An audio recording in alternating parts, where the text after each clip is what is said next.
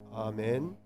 오늘 우리에게 들려주시는 하나님의 말씀 신약성경 요한복음 21장 15절로 23절까지의 말씀입니다. 여러분 가지고 계시는 신약성경 185면 6면 그쯤에 나와 있습니다. 봉독하겠습니다.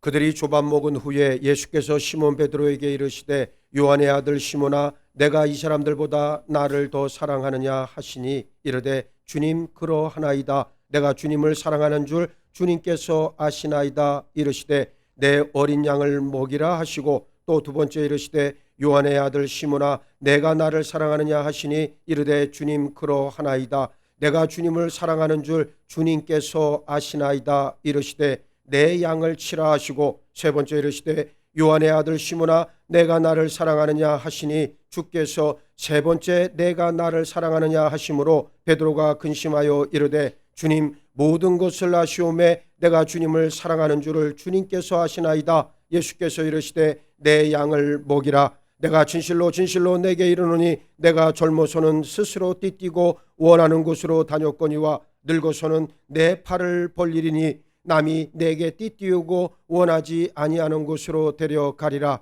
이 말씀을 하시면 베드로가 어떠한 죽음으로 하나님께 영광을 돌릴 것을 가리키심이로라. 이 말씀을 하시고 베드로에게 이르시되 나를 따르라 하시니 베드로가 돌이켜 예수께서 사랑하시는 그 제자가 따르는 것을 보니 그는 만찬 속에서 예수의 품에 의지하여 주님을 파는 자가 누구오니까 묻던 자더라. 이에 베드로가 그를 보고 예수께 여짜오되 주님 이 사람은 어떻게 되겠사옵나이까? 예수께서 이르시되 내가 올 때까지 그를 머물게 하고자 할지라도 내게 무슨 상관이냐? 너는 나를 따르라 하시더라. 이 말씀이 형제들에게 나가서 그 제자는 죽지 아니하겠다 하였으나 예수의 말씀은 그가 죽지 않겠다 하신 것이 아니라 내가 올 때까지 그를 머물게 하고자 할지라도 내게 무슨 상관이냐 하신 것이로라. 아멘. 할렐루야. 아멘. 할렐루야. 아멘. 오늘도 이렇게 주의 전에 나와서 하나님의 영광에 참여하고 또 예배하는 여러분들을 주님의 이름으로 사랑하고 그리고 축복합니다. 아무쪼록 우리 모두가 오늘 본문의 말씀과도 같이 예수를 따르는 온전한 삶을 다 살아내길 주의 이름으로 축복합니다. 이 땅에서 예수님이 제자들과 함께 보내셨던 시간은 3년 반 정도, 예수님의 부활 이전과 이후로 대별된다 말할 수 있습니다. 왜냐하면 예수님의 부활 사건으로 제자들에 대한 이해가 완전히 달라졌기 때문이에요. 예수님의 부활 이전 제자들의 기대는 이스라엘 나라의 회복이었습니다. 제자들은 예수께서 로마 제국을 물리치시고 로마의 호수아비 정권 실세와 종교계 우두머리들을 처단하고 왕과 제사장으로서 다스리시는 이 나라를 기대했습니다. 예수님은 세례 요한이 감옥에 갇힌 날로부터 하나님의 나라가 도래하였음을 선포하셨지요. 마태복음 4장 17절 말씀에 이때부터 예수께서 비로소 전파하여 이르시되 회개하라 천국이 가까이 왔느니라 하시더라 그랬습니다. 문제는 예수께서 하나님이 다스리시는 나라를 말씀하실 때 제자들은 다윗이 왕이 되어 다스리던 그런 나라를 기대했다는 사실이죠. 마태복음 16장을 보면 예수님의 길과 제자들의 길이 달랐다는 것이 분명히 드러나는데 베드로가 12제자 대표로 예수님은 그리스도시요 하나님의 아들이라고 고백했을 때 그 고백은 너무나도 정확히 옳았던 고백이었습니다. 그러나 예수님이 가시려고 하는 길과 제자들이 가려고 하는 길은 극명하게 대비됩니다. 예수님은 이제 예루살렘에 올라가 장로들과 대제사장들 서기관들에게 많은 고난을 받고 죽임당하고 제3일에 살아날 것이다 말씀했는데 이때 베드로의 반응은 예수님을 붙들고 항변하면서 주여 그리 마옵소서 이 일이 결코 죽게 미치지 아니하리다 고백합니다. 무슨 말입니까? 제자들이 기대하는 길은 결코 십자가의 길이 아니었다는 사실이에요. 이에 대해 우리 예수님은 마태복음 16장 24절 말씀을 통해 누구든지 나를 따라오려거든 자기를 부인하고 자기 십자가를 지고 나를 따를 것이니라 말씀하십니다. 십자가와 부활의 길입니다. 십자가 없는 부활은 없습니다. 우리가 예수를 주님이라고 고백하고 따른다면 우리 길도 십자가와 부활의 길이 되어야 합니다. 만일 우리가 예수를 따른다고 말은 하면서도 우리 길이 십자가와 부활의 길이 아니라면 그것은 진정으로 예수님을 따르는 길이다 말할 수 없습니다. 예수님이 예루살렘에서 십자가 처형을 당하셨을 때 그 어떠한 제자도 예수님의 부활을 기대하지는 않았어요. 십자가에서 죽으시고 장사되셨을 때 제자들의 기대와 꿈도 다 사라졌습니다. 그러나 예수님은 약속하신 대로 제3일째 부활하셨어요. 그리고 예루살렘에서 몇 차례 모습을 보이시고 갈릴리에서 제자들을 만나시겠다 약속하셨습니다. 오늘 본문이 있는 요한복음 21장을 보면 참 재미있는 이야기가 나오는데 2절에 베드로, 도마, 야고보, 요한 그리고 두 제자를 포함한 6명의 제자가 함께 있었어요. 나머지 5은 어디 있었을까? 갑자기 베드로가 나는 물고기 잡으러 간다 말하자 5명의 제자도 따라 나섭니다. 그런데 그들은 그날 밤 고기를 단 한 마리도 잡지를 못했어요. 이내 새벽이 되었고 바로 그 시각 그곳에 부활하신 예수님이 찾아오셨습니다. 예수님은 호숫가에 계셨고 제자들은 호수안 배에 있었어요. 예수님은 제자들에게 배 오른편으로 그물을 던지라 말씀하셨고 제자들은 그 말씀에 순종해 그물을 끌어올릴 수 없을 만큼 많은 고기를 잡았다 그랬습니다. 그제서야 제자들은 자기들에게 찾아오신 분이 바로 부활하신 예수님이심을 깨닫게 됩니다. 제자들이 호숫가로 왔을 때 예수께서는 이미 숯불을 피우시고 생선을 굽고 빵도 준비해 놓으셨습니다. 그리고 12절 말씀을 통해 예수님은 6 제자를 향해 와서 조반을 먹으라 말씀하십니다. 그런데 이 장면은 참 기가 막힙니다. 예수님께서 친히 제자들을 위해서 요리도 직접 하시고 서빙까지 하셨어요. 눈물이 날 만큼 큰 은혜가 되는 장면인 줄 믿습니다. 예수님은 제자들의 필요를 아시고 미리 준비하셨어요. 하실 말씀이 얼마나 많았겠습니까? 그러나 일단 먹이십니다.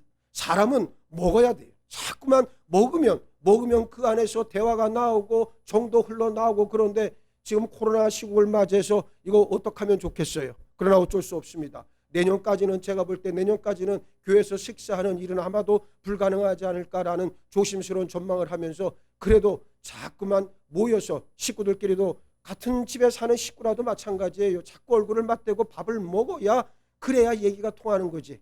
그런데 얼굴을 안 보고 식사 자리를 같이 안 하고 그러면 가족이라도 남남과 진배가 없습니다. 우리는 오늘 본문 말씀을 통해서 먼저 사랑의 개념을 정확하게 이해하고 가야 합니다. 15절 말씀을 보시기 바랍니다. 그들이 조반 먹은 후에 예수께서 시몬 베드로에게 이르시되 요한의 아들 시몬아 네가 이 사람들보다 나를 더 사랑하느냐 하시니 이르되 주님 그러하나이다. 내가 주님을 사랑하는 줄 주님께서 하시나이다. 이르시되 내 어린 양을 먹이라 하시고 그랬습니다. 예수님은 베드로를 향해 말씀하셨습니다. 그런데 시몬 베드로를 그의 처음 이름으로 부르고 계세요. 요한의 아들 시몬아. 그러고는 묻습니다. 내가 네 동료를 사랑하는 것이 더 크냐 아니면 나를 사랑하는 것이 더 크냐? 여러분 오늘 예수님께서 우리 각자에게 똑같은 질문을 하신다면 우리는 뭐라 답할 수 있겠습니까? 베드로는 주님 그렇습니다. 제가 주님을 사랑하는 줄 주께서 아십니다. 우리가 주님을 사랑한다는 것은 이 세상 그 어떠한 것보다 세상 그 누구보다 더 주님을 사랑한다는 의미예요. 예수님을 가장 사랑하고 예수님만 사랑한다는 것이고 예수님만이 우리 진정한 꿈이요 예수님만이 주님이시라는 고백인 줄 믿습니다. 그때 예수님은 그래 네가 어떤 대상을 사랑하는 것보다 나를 더 사랑한다면 이건 조건문이에요. 나를 더 사랑한다면 내 양을 먹이라 말씀하십니다. 여기서 우리는 놀라운 진리를 깨닫습니다. 예수님을 사랑하는 사람이 예수님의 사람을 진정으로 사랑할 수 있다는 사실이에요. 다시 말해 예수님을 사랑하는 것이 우리 삶의 근본 목적이자 길이요 에너지의 원천이 됩니다. 만약 그렇지 않다면 예수님은 우리 목적이 아니라 수단으로 전락해 버립니다. 평생 예수님을 따랐다 자부하고 믿음의 길에서 나름 최선을 다한 것처럼 스스로 여기지만 막상 예수 앞에 섰을 때 내가 너희를 도무지 알지 못하니 불법을 행하는 자들아 내게서 떠나가라. 주 너만 심판을 받는다면 왜 그렇겠습니까? 바로 예수님을 목적으로 삼지 않고 수단으로 삼았기 때문입니다. 예수님은 15절 말씀을 시작으로 16절과 17절 말씀을 통해 베드로에게 계속 네가 나를 사랑하느냐 그렇다면 내 양을 치고 먹이라 말씀하십니다. 왜 예수님은 베드로에게 똑같은 질문을 하셨을까? 베드로가 믿op지 못해서 그러셨을까? 아니죠. 베드로에게 사랑의 확증을 심어주기 위해서였습니다. 진리의 핵심은 바로 예수 그리스도입니다. 우리 믿음의 처음과 끝은 오직 예수 그리스도를 향하고 그분만을 위할 뿐입니다. 따라서 내 구주요 하나님이신 예수 그리스도를 사랑하지 않는다면 우리 믿음은 여지없이 가짜라는 사실이에요. 예수님은 베드로에게 3번의 고백을 통해 베드로에게 확증해 주셨습니다. 그리고 내 양을 먹이라 부탁하셨어요. 둘째, 성도는 나를 따르라는 우리 주님의 음성이 소명인 것을 분명하게 알아야 합니다. 예수님은 계속해서 베드로에게 네가 지금까지는 네가 가고 싶은 길로 갔지만 이제는 네가 원하지 않는 길을 가게 될 것이다. 이제까지는 네 길을 갔지만 이제는 나의 길을 가게 될 것이야. 여러분, 그렇게 말씀했습니다. 지금 내가 가고 있는 길은 어떤 길인가? 이것이 굉장히 중요한 물음이 되어지죠. 예수님이 가신 길이고 예수님을 따르는 길이 맞는지 되돌아볼 일입니다. 아니면 내가 원하는 길을 지금 가고 있습니까? 만일 내가 원하는 길을 가면서 예수라고 하는 이름을 이용하고 있다면 예수님이 내 삶의 목적이 아니요 단지 수단일 뿐이라고 하는 반증이겠지요. 요한은 18절에서 예수님이 베드로에게 하신 말씀의 뜻을 19절에서 이렇게 해석합니다. 이 말씀을 하시면 베드로가 어떠한 죽음으로 하나님께 영광을 돌릴 것을 가리키심이라. 무슨 말씀입니까? 베드로는 지금까지 다윗과 같은 메시아를 고대하고 기다렸어요. 그러나 이제 그런 꿈은 깨졌습니다. 그럼에도 베드로는 아직 예수님을 사랑하기에 예수님의 꿈을 자신의 꿈으로 기꺼이 받아들였고 예수님의 길을 자신의 길로 수용했습니다. 예수님의 꿈이 뭡니까? 하나님의 나라 아니겠습니까? 예수님의 십자가, 대속의 십자가로 이루어지는 나라가 하나님의 나라인 줄 믿습니다. 각 나라와 족속과 백성과 방언이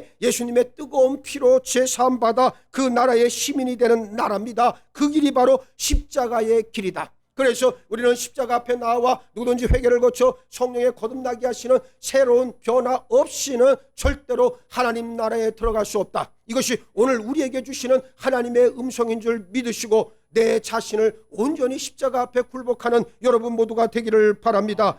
그 길이 바로 십자가의 길이다. 이 베드로는 그 길을 걸어갔고 그로부터 35년 정도 지난 다음에 로마 황제 네로에게 예수님과 같이 십자가 처형을 받았습니다. 우리 예수님께서 아버지 하나님께 순종의 십자가를 지심으로 영광을 돌리셨듯 베드로도 그렇게 하나님께 영광을 돌렸습니다. 베드로는 한치의 벗어남 없이 예수님의 길을 걸어갔고 따랐다는 사실이에요. 그래서 예수님은 다시 베드로에게 나를 따르라 말씀하셨습니다. 베드로가 3년 전 갈릴리 호숫가에서 나를 따르라 하신 예수님의 말씀을 듣고 모든 것을 버리고 예수님을 따랐을 때에 베드로가 꿈꾸면 예수님의 꿈과 달랐어요. 그러나 이제 예수님의 꿈과 베드로의 꿈은 같아졌습니다. 그래서 예수님은 다시 베드로를 부르십니다. 소명의 갱신이에요. 나를 따르라. 나를 따른다는 것은 예수님처럼 십자가에서 죽고 부활하는 길이요, 제자는 그 길을 따르는 것이 바로 소명이라고 하는 사실입니다. 셋째, 내가 따라야 할 주님, 우리 주님의 길은 바로 십자가의 길이에요. 20절 말씀을 보시기 바랍니다. 베드로가 돌이켜 예수께서 사랑하시는 그 제자가 따르는 것을 보니 그는 만찬석에서 예수의 품에 의지하여 주님을 파는 자가 누구오니까 묻던 자더라 그랬어요. 예수님께서 베드로와 대화를 나누는 동안에 궁금함을 못 견딘 요한이 바짝 따라왔습니다. 요한도 예수님을 사랑하는 것에 대해선 그 누구에게도 뒤지지 않는다 스스로 생각하고 있던 제자 가운데 하나였어요. 21절 말씀, 이에 베드로가 그를 보고 예수께 여짜오되 주님, 이 사람은 어떻게 되겠사옵나이까? 베드로는 오지랖 넓게도 요한에 대해 이렇게 묻습니다. 주님, 저는 그렇게 된다고 하셨는데 이 요한은 어떻게 되겠습니까? 이 물음은 주님도 십자가를 지셨고 저도 십자가를 질 것이라 그러셨는데 그럼 이 요한도 십자가를 치겠습니까? 라는 뜻이에요. 22절, 예수께서 이르시되 내가 올 때까지 그를 머물게 하고자 할지라도 내게 무슨 상관이냐? 너는 나를 따르라 하시더라. 이에 예수님은 내가 올 때까지 그를 머물게 하고자 할지라도 그것이 너와 무슨 상관이 있느냐 말씀하십니다. 예수님을 따르는 길이 꼭 로마 제국의 십자가를 지는 길로만 국한되지는 않는다는 말씀이에요. 로마 제국의 십자가를 지는 것 외에도 각자 나름대로 자기에게 주어진 십자가를 지고 예수님을 따르면 됩니다. 23절 말씀을 보면 이 말씀이 형제들에게 나가서 그 제자는 죽지 아니하겠다 하였으나 예수의 말씀은 그가 죽지 않겠다 하신 것이 아니라 내가 올 때까지 그를 머물게 할고자 할지라도 내게 무슨 상관이냐 하신 것이라 그랬습니다. 베드로의 순교 이후에 사도 요한은 30년 이상을 더 살았어요. 거의 모든 제자가 순교했지만 요한은 살아남았습니다. 그러자 제자들 가운데 소문이 퍼졌어요. 요한이 죽기 전에 우리 주님이 다시 오실 것이다. 무슨 말입니까? 요한은 죽음을 경험하지 않고 직접 부활을 체험할 것이고 예수님의 재림이 임박했음을 기대하고 있었다는 것을 보여줍니다. 그러나 요한은 요한복음을 쓰는 지금 자신이 죽은 이후 예수님이 다시 오실 것을 알았어요. 그래서 우리 주님이 그렇게 말씀하신 게 아닙니다. 우리 주님은 결코 내가 죽지 않을 것이라고 말씀하신 적이 없으십니다. 주님은 내가 돌아올 때까지 그가 이 땅 위에 머물도록 한다 해도 그것은 너와는 상관없는 일이다. 그 일은 내가 알아서 할 일이다. 너에게는 너의 길이 있고 요한에게는 요한의 길이 있다. 이렇게 표현한 말씀이에요. 오늘 여러분들이 깊이 유념해서 들어야 될 말씀입니다. 나와 하나님과 상관하는 것이지 그 누가 나 대신 하나님을 상관해 줄 사람이 이 세상에는 없다. 그래서 여러분의 영혼이 하나님을 만나야 하는, 어떤 사람은 남편이 교회를 안 나가고 부인이 교회를 나가니까 부인의 치맛자락만 잡고 있으면 자기도 같이 자동으로 하나님의 나라에 들어갈 줄 아는데 이거야말로 참 한바탕 꿈 같은 얘기입니다. 여러분들의 영혼이 깨닫고 체험하고 성령의 깊은 감화를 통해 하나님의 나라에 들어가는 복을 받아 누리길 주의 이름으로 축복합니다. 무슨 상관이냐? 우리는 우리의 길을 가야 된다. 다 저마다의 길이 있어요. 그 십자가의 길을 붙잡고 나아갈 때 여러분들은 하나님께로 나아갈 수 있음을 믿음으로 고백하길 바랍니다. 요한은 다른 제자들과 같이 순교하지 않고 자연사했다고 알려진 유일한 제자 가운데 한 명이에요. 우리가 순교로 생을 마치지 않아도 우리는 매일 십자가를 지고 예수님을 따를 수 있습니다. 예수님의 제자라고 다 순교할 수는 없는 노릇 아니겠습니까? 우리를 부인하고 예수께서 우리에게 주신 십자가를 지고 예수를 따르는 길이야말로 우리가 가야 할 길인 줄 믿으시고 날마다 담대하게 선포할 수 있는 여러분 모두가 되기를 바랍니다. 이것이 예수님의 길이요 순교자의 길인 줄 믿습니다. 성도는 자신의 죽음을 늘 생각하면서 살아가야 된다. 제가 요즘 설교를 통해서 자꾸만 죽음에 대한 이야기들을 제가 많이 하는데, 인생 나이 50 넘어가면 죽음이라고 하는 문제를 심각하게 고민하고 하나님 앞에서 그 문제에 대한 해답을 갖고 나아가야 돼요. 그런데 많은 사람들이 절대로 그렇지 않아요. 90 먹은 노인네한테 빨리 죽으라 그러니까 그 할머니가 벌떡 자려서 일어나서 뺨을 때렸다는 거 아니겠어요? 네가 뭔데 나보고 빨리 죽으라냐고. 예? 여러분, 인생은 그런 거예요. 죽음이 마치 저 뒤에 있는 것처럼, 보이지 않는 것처럼 내가 회피하면 저 죽음은 나와는 상관이 없는 것처럼 여기지만 그렇지 않아요. 오늘 밤에 누군가 여러분들의 생명을 취한다면 어떻게 되겠습니까? 마찬가지, 우리는 하나님 앞에서 늘 언제나 죽음의 문제를 심각하게 고민해야 되고, 내가 지금 당장 죽더라도 하나님의 품에 안길 것이다. 심판대가 아닌 하나님의 칭찬을 받는 의의 면류관, 생명의 면류관을 받는 자리에 내가 들 것이라고 하는 분명한 확신이 있어야 참된 그리스도인이요 온전한 제자라 말할 수 있다는 말이에요. 오늘 여러분들 자신을 한번 들여다보시고 정말 나는 죽음 앞에서 온전하게 예수의 길을 걸어가고 있는지를 다시 한번 살펴보시길 주의 이름으로 권면합니다. 그렇습니다. 예수님 다시 오실 때까지 태어나고 살고 죽는 일은 계속됩니다. 베드로와 요한은 각자 30년이라고 하는 시간 차이로 서로 다른 방식의 죽음을 맞이했지만 죽었다는 사실만큼은 동일하다. 오늘 여기 앉아 계신 우리 모두는 다 죽음의 문을 통과해 들어갈 수밖에 없다는 거예요.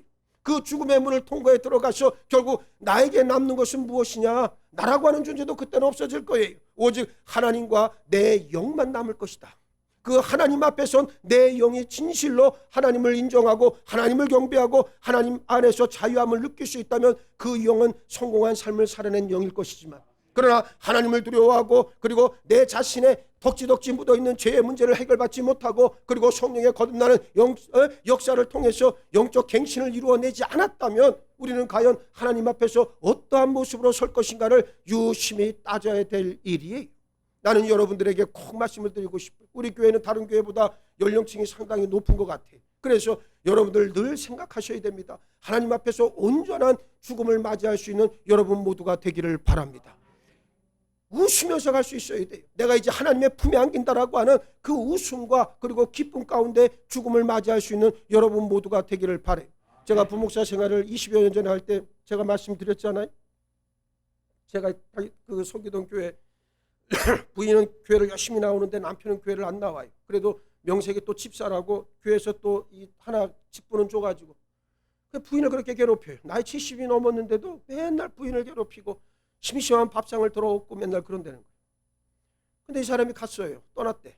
그러니까 연락이 왔어요. 마침 담임 목사님은 그때 1년 내내 병원에 누워 계시는 바람에 제가 교회를 다 하고 교회를 짓고 그때야말로 정말 엄청나게 바쁜 세월을 제가 보냈네요. 그래서 장례를 가서 다 하는데 그때는 임종 예식도 있었잖아요. 여러분들 기억하시지만 지금은 뭐 바로 돌아가시면 다 병원으로 가서 모시지만 그때만 해도 주의 종의 숨이 이제 넘어갈 때쯤 되면 불러요. 그럼 가서 마지막 예배를 드린단 말이에요. 그게 임종 예배 아니에요. 여러분 그때 내가 그 모습을 보고 돌아가신 분의 얼굴을 보고 내가 그때 알았어요. 아, 이렇게 인생을 살면 안 된다. 갑자기 숨이 끊어지니까 얼굴이 새카맣게 변하는데 그리고 일그러지는데 내가 그 모습을 보고 오만정이 다 떨어졌어요. 그리고 나서 계속해서 내가 여러 사람들의 이제 뭐 입관 예식도 해보고 장례 예배도 내가 쭉 해보니까 정말 그렇더란 말이에요. 이게. 예? 믿음의 삶을 잘 산 사람들은 얼굴 표정이 환합니다. 얼굴 표정이 환하고 뭐 암으로 갔든 무슨 뭐 아주 고통스럽게 갔다 할지라도 죽음의 순간을 맞이할 때 그의 얼굴은 굉장히 환하고 기쁘단 말이에요. 그런데 오늘 우리는 인생을 살면서 우리는 어떻게 삽니까? 여러분들이 하나님 앞에서 온전히 산다면 내 얼굴에 기쁨과 평강이 흘러 넘칠 것이나 그렇지 않은 경우에는 어떻게 될 것이다? 두려울 것이다. 무서울 것이다. 공포가 엄습할 것이다. 두려워하지 마세요. 하나님 앞에 서는 걸 두려워하지 마시고 담대하게 나아가시길 바랍니다. 지금과 같이 여러분들이 형편없는 삶을 살았다 할지라도 돌이키면 됩니다. 기회는 있어요. 언제든지 아버지께로 돌아오면 소망은 있습니다. 그래서 말씀 붙잡고 진리의 성령으로 끊임없이 나를 고쳐주옵소서, 나를 회복시켜 주옵소서, 나를 새롭게 다스려 주옵소서 간절한 간구가 우리 입술을 통해 날마다 하나님 앞에 나와야 될 줄 믿습니다. 맞습니다. 모든 사람은 죽어요. 그래서 오늘이라고 하는 시간이 참으로 소중합니다. 예수님을 사랑하기 바랍니다. 사랑하되 깊이 전심으로 그리고 진실로 온 영혼을 다해 사랑하길 축복합니다. 그래야 예수님이 사랑하는 사람을 사랑할 수 있고 예수님의 길을 갈 수 있고 십자가의 길을 마땅히 걸어갈 수 있습니다. 이 땅에서 우리에게 주어진 시간이 얼마나 되는지 아는 사람은 아무도 없어요. 예수님을 사랑하고 예수님의 길을 따라 걷는 제자들에게 육신의 죽음은 부활의 소망을 여는 열쇠와 같다는 사실이에요. 오늘 우리는 그래야 됩니다. 저는 가끔 그런 생각이 들어요. 가만히 혼자 이렇게 앉아있을 때 어떤 생각이 드냐면 그런 생각을 많이 합니다. 과연 죽음이라고 하는 것이 무엇일까를 생각하다가 한편 문득 드는 생각이 뭔지 아십니까? 죽음이라고 하는 이 세계가 새로운 시작일 것이고 그리고 내가 하나님께로 나아가는 영광의 길이라면 그것이 얼마나 기쁠 것이냐. 아니 그런 생각들을 한단 말이에요. 그래서 나는 나중에 유언을 할 때도 그렇게 하려고 그래요. 내가 죽은 장례식에서는 뭐 이상한 슬픈 노래 틀지 말고 와서 잔치처럼 해라. 예? 잔치처럼 해라 말이야. 기쁘게 하나님 앞에 우리가 맨날 그러잖아요. 성도가 돌아가시면 마지막에 그 순서지를 정할 때 만들 때 그러잖아요. 천국 환송 예배라고 그러잖아요. 사실 말은 그렇게 하면서 가서 전부 다 슬픔에 전부 다 그렇잖아요. 근데 사실은 그럴 필요가 없어요. 기쁜 거죠. 하나님 품에 들어갔는데 이보다 더 기쁜 일이 어디 있겠어요. 이 세상에 사는 것이 계속된 지약의 연속일 뿐이지 하나님 앞으로 나아간다면 우리는 얼마나 소망과 그리고 진리 안에서 자유함을 느낄 수 있을 것이냐. 죽음을 두려워하지 마시고 죽음과 맞서서 여러분의 삶을 온전하게 하나님 앞에 드릴 수 있는 여러분 모두가 되기를 바랍니다. 나를 따르라고 하는 예수님의 음성에 순복해서 십자가를 지나 부활의 영광에 다 참여하는 우리 창동 제자들교회 모든 믿음의 식구들 다 되시기를 예수의 이름으로 축원합니다. 축원합니다. 축원합니다. 나를 따르라, 나를 따르라, 나를 따르라고 하는 주의 음성 앞에 온전히 순복하기를 원합니다. 그 길 걷는 자에게 십자가를 지나 부활의 영광이 우리 앞에 놓인 줄 믿사오니 담대하게 은혜의 보좌 앞으로 나아가는 우리 창동 제자들교회 모든 믿음의 식구들로 이끌어주시고 함께하여 주옵소서. 감사하오며 우리 주님 예수 그리스도 이름 받들어 기도하옵나이다. 아멘.